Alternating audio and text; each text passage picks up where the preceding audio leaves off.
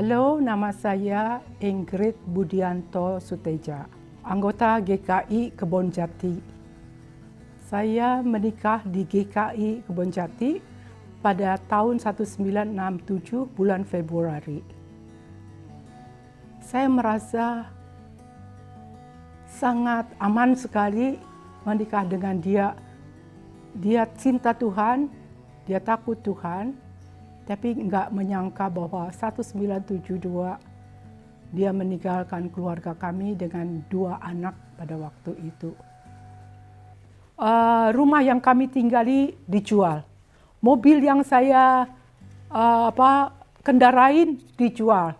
Jadi saya kembali ke rumah orang tua saya tanpa apa-apa, tidak punya benda sedikit pun. Tidak ada support finansial sedikit pun. Waktu dia meninggalkan saya, dia masih menjadi seorang anemer. Tetapi lucu sekali. Semenjak dia mulai bermain wanita, maka hilanglah semua berkat-berkat dan rezeki itu. Jadi dia juga bangkrut, tidak punya apa-apa. Punya saya juga tidak dibiayain. Saya mulai berdoa, bagaimana Tuhan Kau akan memberkati saya. Saya takut akan Tuhan, sangat takut akan Tuhan. Dan saya ingin menjalankan apa perintah dan firman-Nya. Tuhan katakan kalau engkau bekerja, bekerjalah seperti untuk Tuhan. Waktu saya kuliah, saya punya guru dari Jerman. Dia minta dicarikan rumah. Jadi saya carikan rumah.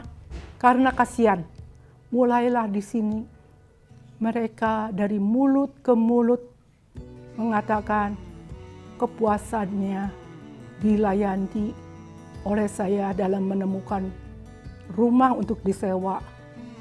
Akhirnya saya menjadi house agent untuk orang-orang asing, untuk semua kedutaan, untuk semua tenaga bantuan yang berdomisili di Kota Bandung. Saya bekerja waktu itu, sudah saya bisa menghasilkan uang harus diserahkan kepada suami saya. Dan suami saya mulai mempunyai, bukan istri, tapi mempunyai gundik yang kedua. Di mana saya harus menyerahkan uang saya untuk biaya suami saya dan menyerahkan untuk gula-gulanya suami saya. Selama itu saya berontak, saya katakan saya tidak mau memberi uang kepada suami saya. Saya tidak mau memberi uang untuk gundik itu. Tapi Tuhan katakan lebih banyak berkat memberi daripada menerima. Dan saya harus juga support ibu mertua dan ayah mertua saya, keluarga mereka. Sedangkan di luar saya dicerca, difitnah, dikatakan bahwa saya bekerja sebagai seorang pelacur. Karena waktu saya memperlihatkan rumah-rumah kepada orang-orang asing, dianggapnya saya berbuat yang tidak baik. Nangis sekali saya, harus memberi uang kepada keluarga suami saya, harus memberi uang kepada gundik suami saya, harus memberi uang kepada suami saya. Tapi di belakangnya siksaan-siksaan terus-menerus. Sampai untuk membeli susu untuk anak pun gak bisa. Kalau pas saya gak punya uang itu cukup hanya untuk membeli susu, saya harus serahkan kepada suami saya. Saya mau taat aja.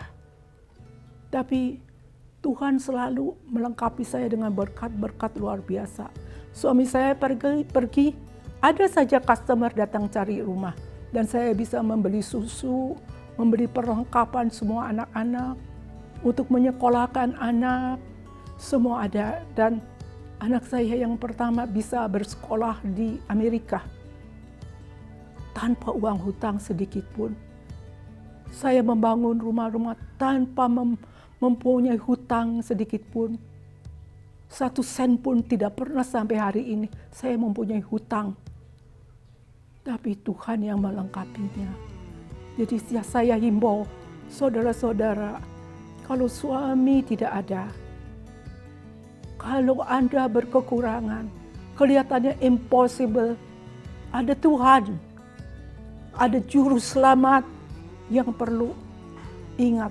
Takutlah akan Tuhan dan dia katakan kepada saya, hendaklah engkau kudus karena aku kudus. Saya nggak pernah main mata atau ada saya berbuat nggak benar dengan orang-orang asing. Sedangkan di luar disebarkan perkataan itu, tapi saya tetap takut Tuhan. Saya ikut Tuhan. Saya mau setia kepada Tuhan. Karena dia yang membukakan rezeki kepada saya. Saya terus berdoa kepada Tuhan.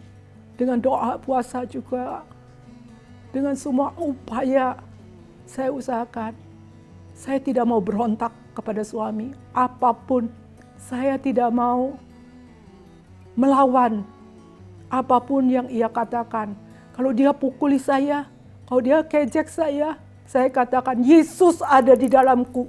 Dan saya katakan kepada Yesus, Yesus ini engkau sedang diinjak-injak. Yesus ini engkau sedang dipukul. Saya katakan demikian. Dia itu paling benci kalau melihat saya membaca Alkitab. Jadi dia katakan, saya benci kamu membaca Alkitab. Jadi lebih baik saya bakar aja. Saya buatkan kamu, buatkan kamu kopi daripada kopi Alkitab. Kocek-kocek pakai air panas dan kamu minum. Dia katakan demikian. Saya hanya bisa berdoa kepada Tuhan bahwa satu hari suami saya akan dimenangkan. Walaupun saya menderita pada waktu itu.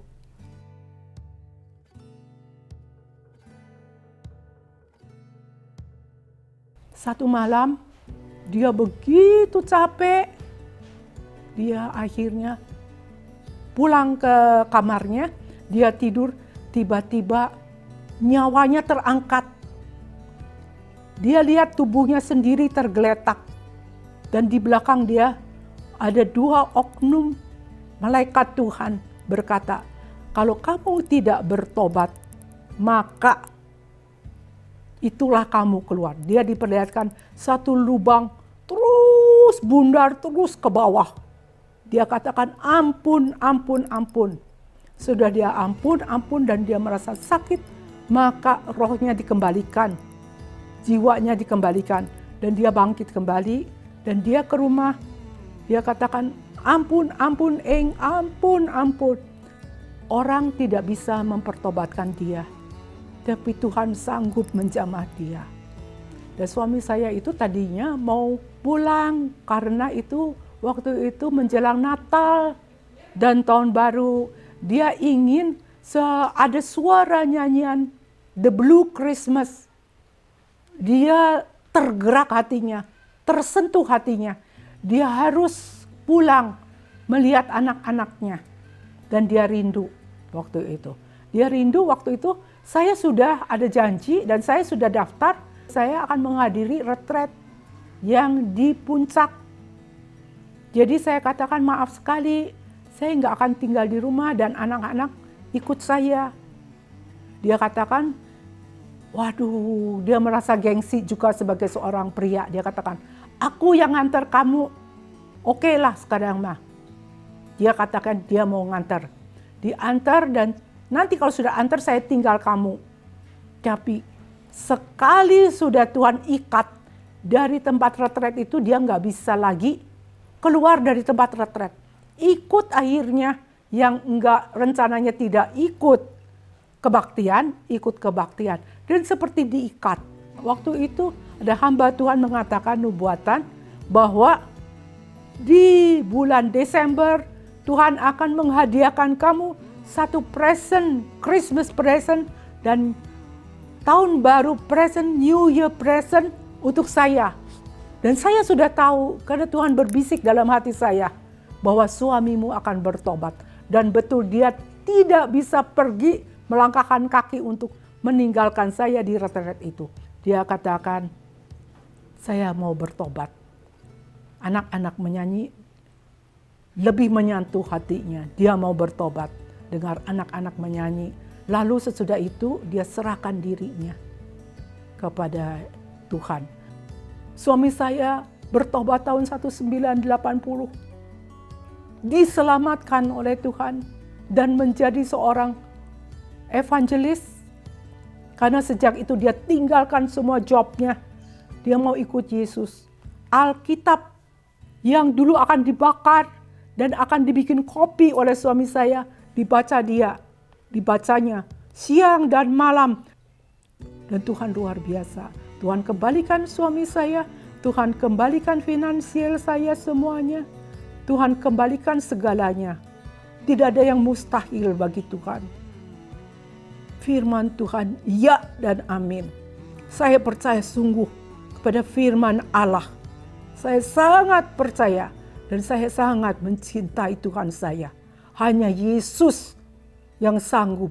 Hanya Yesus yang bisa mencukupi semua kebutuhan engkau. Dan hanya Yesus yang bisa menyelamatkan jiwa suami saya. In Jesus' name, amin.